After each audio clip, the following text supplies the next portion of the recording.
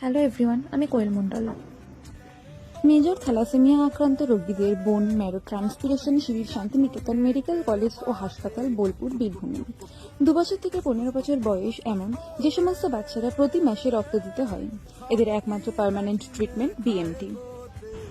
এর জন্য প্রয়োজন রোগী সহ তার ভাই বোন ও পিতামাতার এই HLA টাইপিং টেস্ট করার। এটি শান্তিনিকেতন মেডিকেল কলেজ এবং হসপিটাল, মুম্বাইয়ের কোকিলাবেন ধীরুভাই হসপিটাল এর যৌথ উদ্যোগে 8ই ফেব্রুয়ারি সকাল 8টা থেকে Santiniketan medical college, hospital, Birbhum, বোলপুরে অনুষ্ঠিত হবে।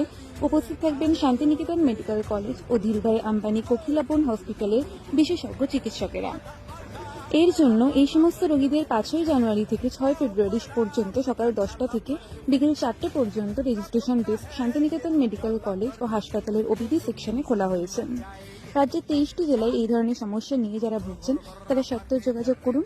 এই গোটা প্রসেসটি 40 থেকে 45 লক্ষ টাকা ব্যয় হয়, কিন্তু এখানে এটি সম্পূর্ণ বিনামূল্যে করা হবে।